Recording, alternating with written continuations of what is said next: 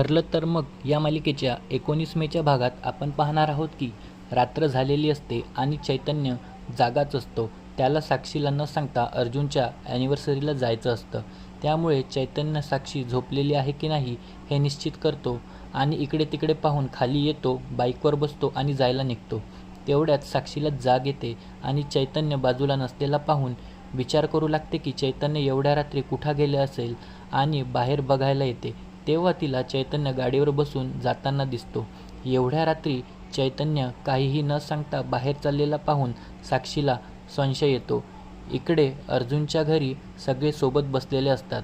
घरातील लोक अर्जुन आणि सायली तिथून कसे जातील आणि आम्हाला ॲनिव्हर्सरीचा प्लॅन बनवता येईल याचा विचार करत असतात. तेवढ्यात अर्जुन बोलतो, चला चला तुमचं काय चाललंय, चला सगळे झोपायला जाऊया. आणि सगळे झोपायला जातात. त्यानंतर घरातील सगळे खाली जमून अर्जुन सायलीला बोलावून घेतात आणि सरप्राईज असे म्हणत अर्जुन सायलीला ॲनिव्हर्सरी विश करतात. सेलिब्रेट करत असताना अश्विन म्हणतो, चला दादा वहिनी तुमच्या मनातील विश मागा.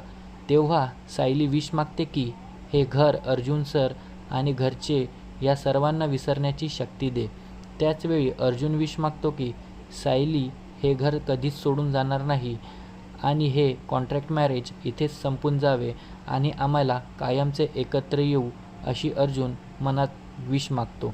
आता अर्जुन आणि सायली एकत्र राहतील की सायली घरून निघून जाईल हे पाहणे अतिशय मनोरंजक ठरणार आहे.